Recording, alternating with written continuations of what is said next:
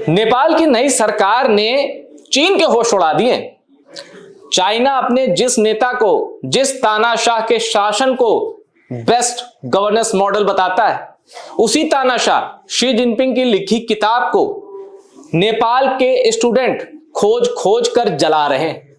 पूरे नेपाल में video share किए जा रहे हैं जिनपिंग की किताब को जलाने के वीडियो।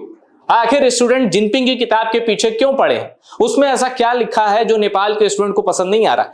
और चीन का विदेश मंत्रालय कैसे हिल चुका है इन घटनाओं से, आपको पूरी खबर मैं आपको देता हूं।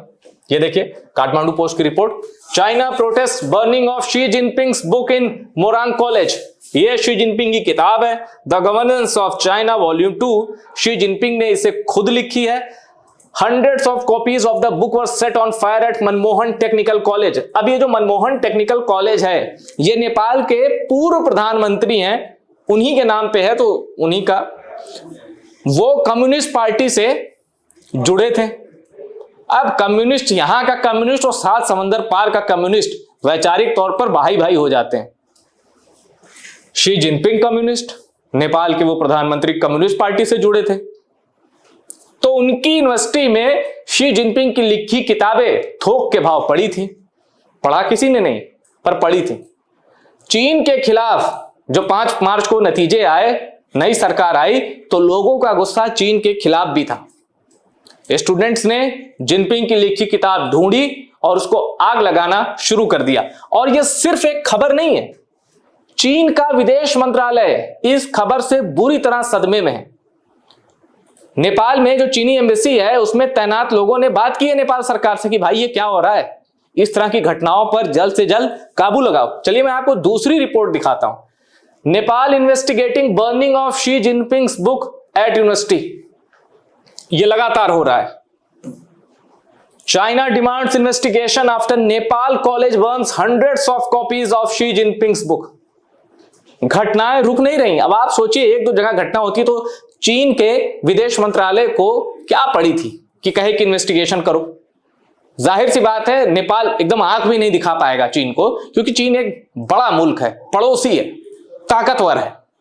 और चीन की जो आइडियोलॉजी है कम्युनिस्ट वाली, मतलब चीन की सरकार की कम्युनिस्ट, वो कम्युनिस्ट नेपाल की सत्ता में रह चुके हैं। केपी शर्मा ओली, प्रचंड।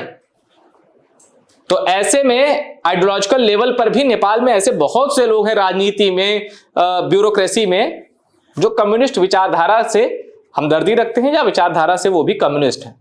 तो इसीलिए चीन जो आपत्ति दर्ज करा रहा है उस पर थोड़ी संजीदगी भी दिखाई जा रही है।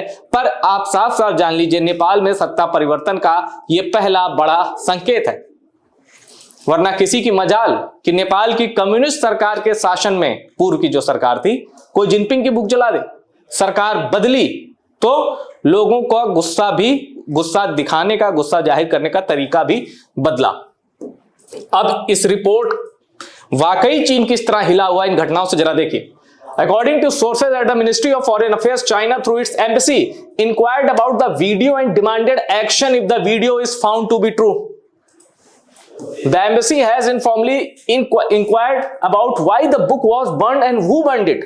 चीन को ये जानना है जिनपिंग की लिखी किताब क्यों जलाई जा रही है, और सबसे बड़ा सवाल कौन जला रहा है, किस मकसद से जला रहा है। अब यहां देखिए, the college named after UML leader and former prime minister Manmohan अधिकारी, उनका कॉलेज था। यह माओवादी पार्टी के नेता थे और उन्हीं के कॉलेज में जिनपिंग की लिखी किताबों को निकाला गया, आग के हवाले कर दिया गया। After the video went viral, I also checked with the campus administration, but I found the reality to be different. अब ये कहना है वहीं के कम्युनिस्ट लीडर का, वो तो भाई कवर अप ही करेंगे। Upon inquiry there, it was found that old newspapers and unusable documents were being burned during the process of cleaning garbage and bushes within the campus premises. अब अगर ये सही कह रहे हैं तो कभी आपने देखा है एम्बेसी में तैनात कर्मचारियों को इंक्वायरी करनी पड़ी, जवाब मांगना पड़ा हो? वहां तो अफवाहें नहीं जाती, वहां तो अफवाहें नहीं जाती। इसका मतलब ये तो झूठ बोल रहे हैं और चीन की फिक्र सच्ची है। अब यहां एक बात और करते हैं। नेपाल में जो पढ़ाया जा रहा है कि चीन का गवर्नेंस अंडर जिनपिंग रिजीम, उसके बारे में बुक लिखी थी, उसी को पढ़ाया जा रहा है। जिनपिंग रिजीम क्या है? ये हु जिनताओ है, चीन के राष्ट्राध्यक्ष रहे लंबे समय तक। कुछ साल पहले, 2-3 साल पहले एक मीटिंग थी, उसमें शी जिनपिंग के ऑर्डर पर इनको उठाया गया और धक्के मार के इस मीटिंग से निकाल दिया गया। तो क्या यही लिखा था उस बुक में जिससे नेपाल के स्टूडेंट भड़क गए? ये सवाल है। कौन जला रहा है ये पता है, नेपाल के स्टूडेंट है वो जला रहे हैं। क्यों जला रहे हैं ये अभी तक साफ नहीं हो पाया। जाहिर सी बात है, बुक नहीं पसंद तभी जला रहे हैं, या बुक लिखने वाला नहीं पसंद इसलिए जला रहे हैं, जांच का विषय है। पर जिनपिंग के खिलाफ नेपाल में गुस्से की चिंगारी भड़की है और उनकी लिखी किताबें जलाई जा रही हैं, ये बात फैक्ट है। वीडियो में इतना ही। वीडियो पसंद आया शेयर करिए और टॉप सीक्रेट को सब्सक्राइब जरूर करिएगा।